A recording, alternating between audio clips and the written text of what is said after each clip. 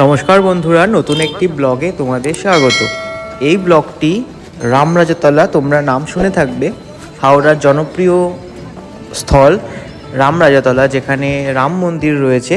সেই মন্দিরে আমি, শিবু জেঠু, মিনতি পিসি, গুড়িয়া সবাই মিলে পৌঁছে গিয়েছিলাম। অনেক দিন ধরে ইচ্ছা ছিল যাব করে আর যাওয়া হচ্ছিল না, বাট এই ব্লগটা একটু লেট আপলোড করছি। আমার চ্যানেলে যদি কোনো নতুন বন্ধু থাকো, অবশ্যই চ্যানেলটি সাবস্ক্রাইব করে নিও, তাহলে নতুন নতুন ভিডিও আপডেট পাবে। আমরা পৌঁছে গেছি রামরাজাতলার রাম মন্দিরের সামনে। সেখানেই ঢুকতেই রামরাজা সুইটস, সেখান থেকে ঠাকুরের জন্য মতিচুরের লাড্ডু থেকে শুরু করে কাজু বরফি সব নিয়ে নিলাম। দেন ধীরে ধীরে মণ্ডপে দিকে প্রবেশ করছি।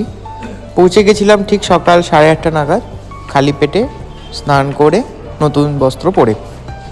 এই সেই মন্দিরের গেট। ঢুকতেই বাঁদিকে রয়েছে হনুমানজির মন্দির, সেখানে অলরেডি পুজো চলছিল।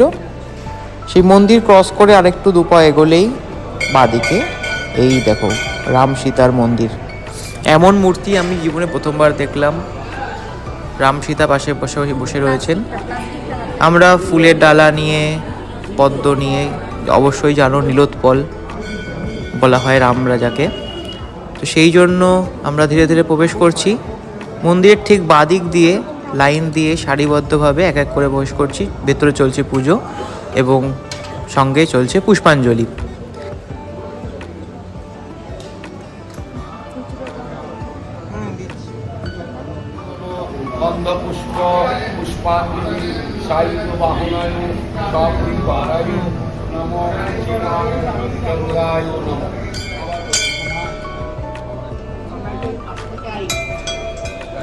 তারপরেই আমরা এসে পৌঁছালাম হনুমানজির মন্দিরের সামনে। সেখানেও চলছে পুজো এবং পুষ্পাঞ্জলি, দুই জায়গাতেই আমরা পুষ্পাঞ্জলি দিলাম।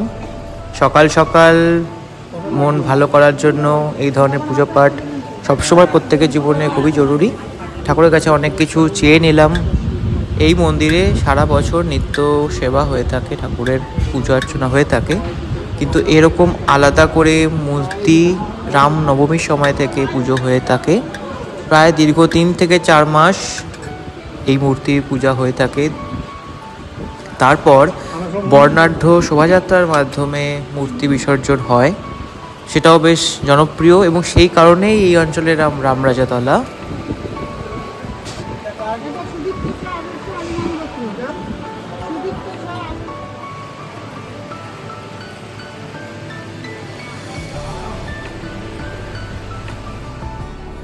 আর একটু এগোলেই রয়েছে, একই ক্যাম্পাসের ভেতরেই রয়েছে লক্ষ্মীনারায়ণের মন্দির, সেখানেও চলছে পূজার্চনা।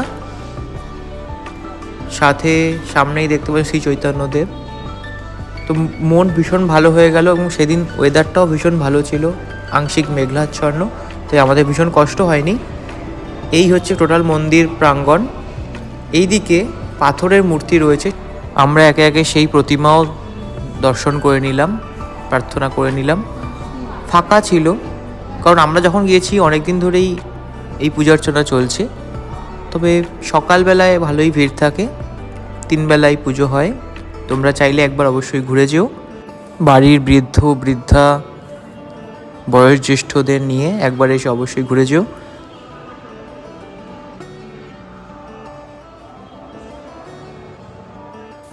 পূজা পাঠ শেষ করেই আমরা আবার ফিরে এলাম সেই রামরাজা সুইটস, একটাই জনপ্রিয় দোকান যেখানে সকালের ব্রেকফাস্ট সারবো বলে ঠিক করেছি। কচুরি, তার সঙ্গে সবজি। প্রথমেই প্রসাদ খেয়ে নিলাম, তারপরে এই কচুরি সবজি খেলাম। ভীষণ ভালো টেস্ট ছিল, কারণ গরম গরম খালি পেটে এই ধরনের মুখরোচক খাবার এমনি তো মন ভালো করেই দেয়, তা সত্ত্বেও সমস্ত খাবার ছিল ভীষণ টাটকা এবং সুস্বাদু। দেন আমরা আবার একটা টোটো করে বাড়ির দিকে ব্যাক করছি। আসতে মন চাইছিল না, ইচ্ছা ছিল আরেকবার যাই, কিন্তু আর 7-10 দিন বাদেই সেই মূর্তি বিসর্জনের ডেট ছিল। ফেরার পথে দশ মহাবিদ্যা মন্দির, মা কালীর যে 10 মহাবিদ্যার রূপ, সেই মন্দির ঘুরে আমরা আবার বাড়ির দিকে ব্যাক করব। আমাদের শিবু জেঠু, মিনতি পিসি আমাদের হাওড়ার বিভিন্ন অঞ্চল ঘুরে দেখার জন্য সাজেস্ট করেন। বিভিন্ন খাওয়ার দোকান কোথায় কি ভালো পাওয়া যায়, সমস্ত কিছু A to Z তাদের একটা হেল্প আমাদের জীবনে রয়েছে। তাদের জন্য আমি অসংখ্য কৃতজ্ঞ। এই ব্লগটি আশা করি তোমাদের ভীষণ ভালো লেগেছে এবং মন অবশ্যই চাইছে একবার ঘুরে যাই। বিভিন্ন ফটোসগুলো তোমাদের সাথে একবার শেয়ার করছি এবং কোন জায়গাটি ভালো লাগলো অবশ্যই কমেন্ট করে জানিও। সকলের সাথে শেয়ার করো। দেখা হচ্ছে নেক্সট ভিডিওয়ে। Till then tata bye, take care.